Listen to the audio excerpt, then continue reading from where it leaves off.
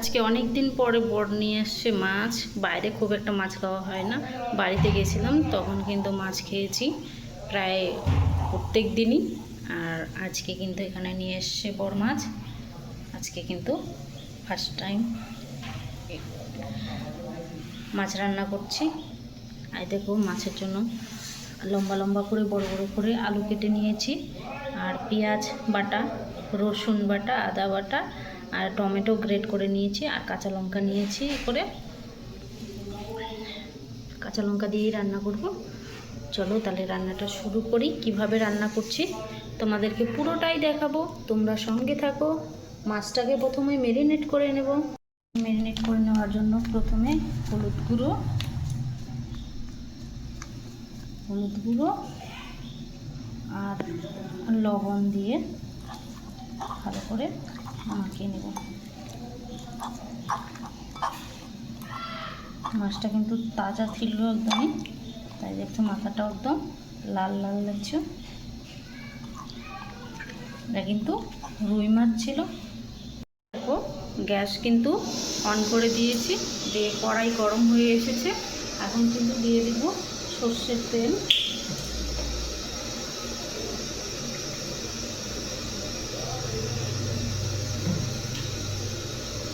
তেলটা খুব ভালো করে গরম হলে পরে মাছ দেবো, কিন্তু নালে কিন্তু মাছটা ভাজতে পারবো না ঠিক মতন, উল্টোতে গেলেই কিন্তু খুলে যাবে।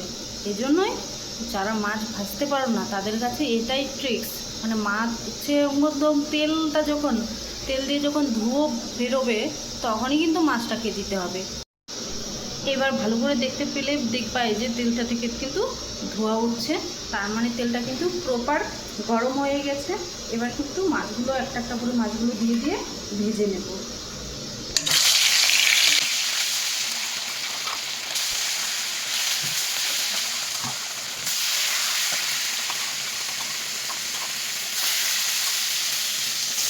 আমরা কিন্তু দুটো মানুষই, তাই জন্য এই যে এইটুকু মাছই কিন্তু নিয়েছে। এইটুকু মাছই কিন্তু বেশি, অত মাছ কিন্তু আমরা খাই না দুজনেই। আমার হাজব্যান্ডও অত খায় না, আমিও না। এইটুকু মাছই কিন্তু বেশি, আমাদের দুজনের জন্য এইটুকু মাছই আজকে রেখেছে। এইটুকুই আমি রান্না করব। দেখো আমার একটা রেখে দিব, দেখতে পাচ্ছ একটাও কিন্তু কড়াইয়ের সাথে একদম লাগবে না, এবং খুব সুন্দরভাবে হয়ে যাবে। তেলটাকে খুব গরম করে ভালো করে গরম করে তবে এই মাছটা দিলে আর কোনো চাপ নেই, যেভাবে খুশি কিন্তু ভেজে নিতে পারবে।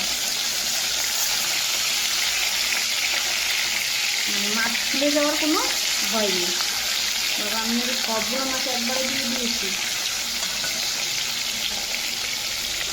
বা তাহলে আমি উল্টে পাল্টে লাল লাল করে ভেজে নেব।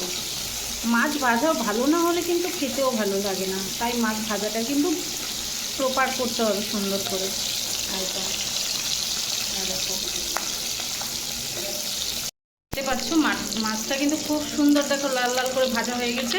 মাছটাকে নামিয়ে নিব, তার আগে কিন্তু গ্যাসটাকে একদম কমিয়ে নিব, নাহলে যদি তুলতে যদি মাছটা আরও বেশি ভাজা হয়ে যায়, বেশি ভাজা হয়ে গেলে কিন্তু আবার টেস্ট হবে না। একদম পারফেক্ট মতো ভাজতে হবে। মাছগুলো এক এক করে সব তুলে নেব।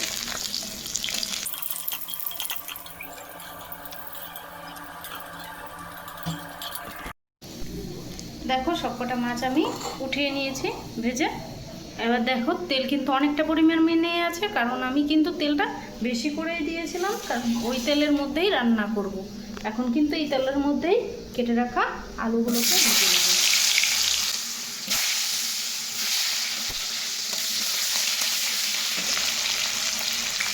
হালকা একটুখানি ভেজে নিয়ে তারপরে কিন্তু এটাতে লবণ হলুদ দিব। সাথে সাথেই কিন্তু লবণ হলুদ দিব না, এতে কিন্তু টেস্ট ভালো আসে না।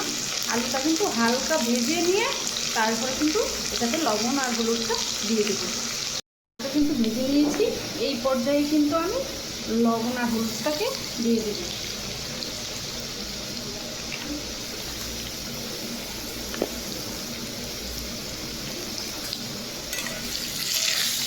বাস এবার এটাকেও লাল লাল করে ভেজে নেবো, আর কিছুই না। দেখতে পাচ্ছ কতটা তেল আছে আমার, এই তেলেই কিন্তু রান্না হয়ে যাবে একদম।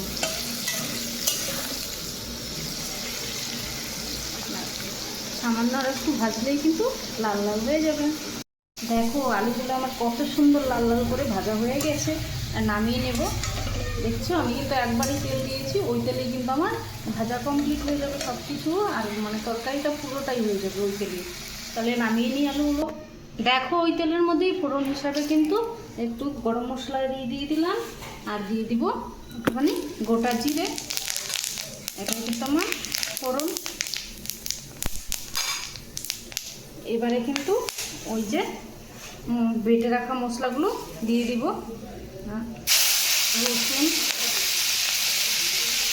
লঙ্কা, তারপর আদা, গ্রেট করে রাখা টমেটোটা, আর দিয়ে দেব পেঁয়াজ।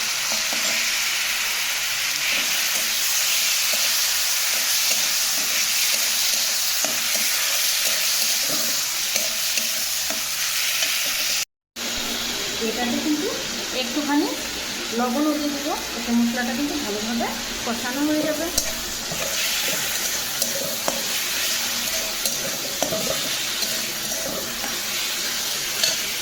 এবার সামান্য একটু জল দিয়ে কষিয়ে নেব মশলাটাকে। মশলাটা যেন একটু সফট হয়, এই জন্য মশলাটাকে খুব ভালো করে কষিয়ে নেওয়াটা খুব জরুরি। মশলাটা যত সুন্দর কষানো হবে তরকারির টেস্ট কিন্তু ততটাই সুন্দর হবে।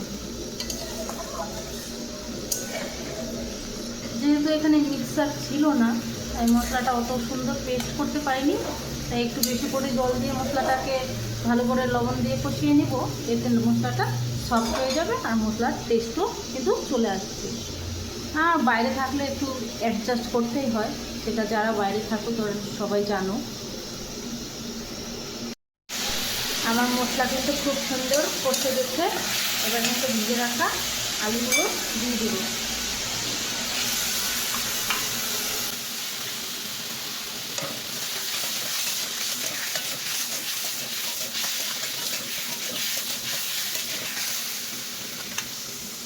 একটু ঝোল দিয়ে দেবো, একটু পাতলা ঝোলই করবো। মাছের কিন্তু পাতলা ঝোলই খেতে ভালো লাগে।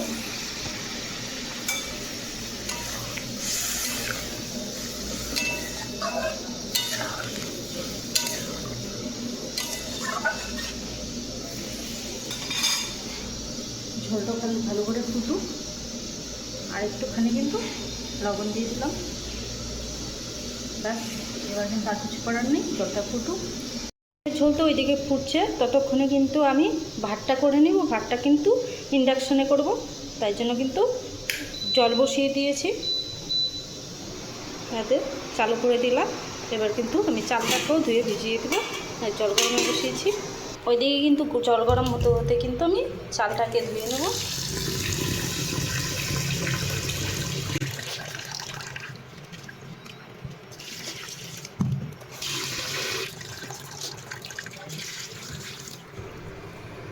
ভিজিয়ে রেখে দেবো কিন্তু চালটা। জলটা ভালো করে গরম হলো তারপরে কিন্তু দেবো। এই দেখো এদিকে কিন্তু আমার মাছের ঝোল ফুটে উঠেছে। এখন কিন্তু ভেজে রাখা মাছগুলো দিয়ে দেবো, নেড়ে চেড়ে ঝোলের মধ্যে করে দিচ্ছি ভালো করে। আমি কিন্তু আগেই বলেছি আমি কিন্তু মাছের ঝোলটা একটু পাতলাই করবো। ও যেটা বলতে ভুলে গেছিলাম, আমি কিন্তু জিরের গুঁড়ো দিয়েছিলাম, সেটা কিন্তু আমি তোমার সাথে বলতে ভুলে গেছি।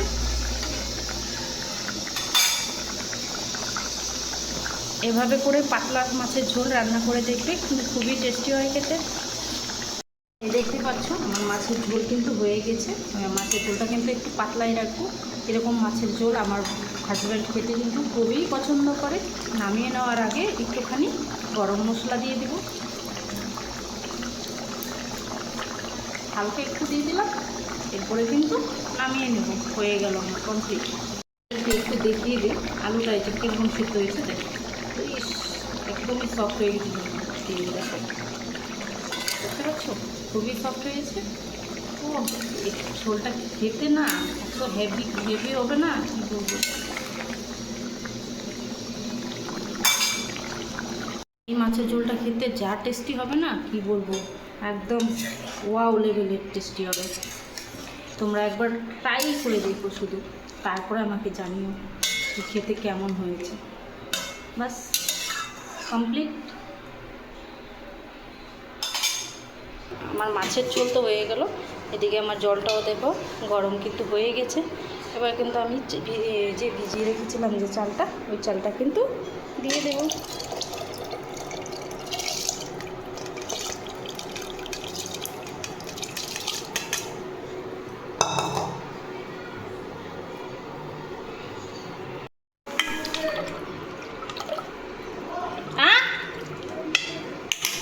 আবারও কড়াইটা বসালাম। কেন বসালাম? কারণ আমি দুটো মাছ কিন্তু 2 পিস কিন্তু রেখে দিয়েছিলাম, ওটা কিন্তু ভাজা খাওয়ার জন্য। কিন্তু সেটাকে শুধু শুধু ভাজা খাবো না, একটু স্পেশালিটি করতে হবে। তাই জন্য দেখো কী করছি, প্রথমে একটুখানি তেল কিন্তু ভালো মতন গরম হয়ে গেছে। এবার কিন্তু পেঁয়াজ আর লঙ্কা আর 1 কোয়া রসুন ছোটো করা এবার কিন্তু দিয়ে দিলাম। সামান্য একটু কিন্তু জল দিয়ে দেবো।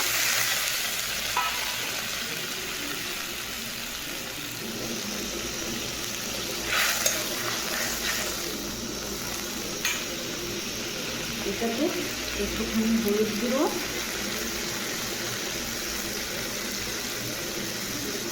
আর সামান্য একটু লবণ দিয়ে দেবো।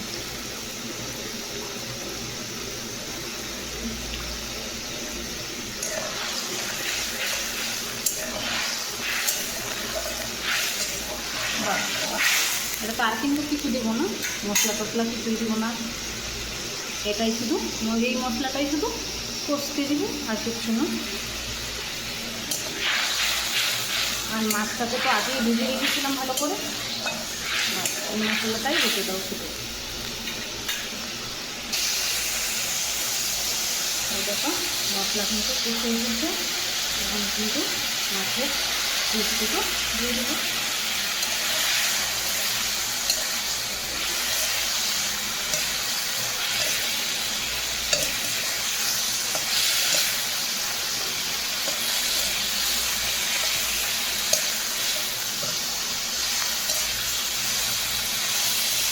এইভাবে করে মাছ ভাজাও কিন্তু খেয়ে দেখো, খুবই ভালো লাগে খেতে। আজকে আমার কিন্তু রান্নাবান্না এতটুকুই, কিছু রান্নাবান্না করবো না। এটাই আমার ডাক্তারবাবু অন্য দিনের থেকে বেশি ভাত খাবে আরও।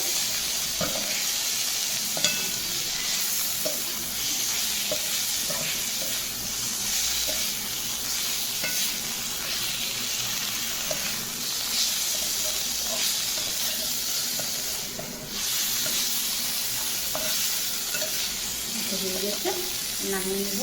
মাছ ভাজা কিন্তু কমপ্লিট, দেখছো দেখেই কত ইয়ামি লাগছে, খেতেও কিন্তু অসাধারণ। এটা একবার কিন্তু ট্রাই করে দেখতেই পারো। দেখতে পাচ্ছ আমার রান্নাবান্না আজকে কমপ্লিট, কিন্তু ভাত এখনও হয়নি। ভাত হয়ে যাচ্ছে, ভাত হয়ে গেলে কিন্তু খাওয়া দাওয়া শুরু করে দেব।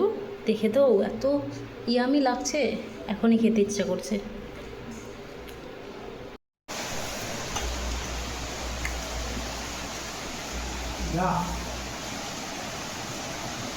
আর বলুন না তো,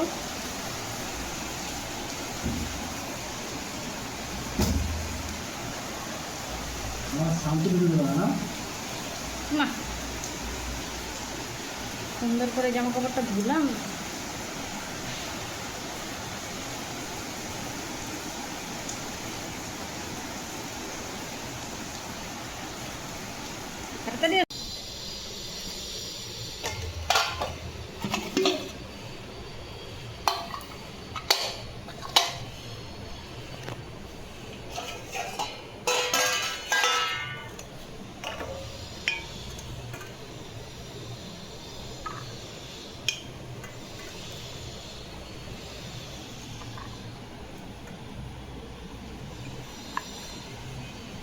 আসো।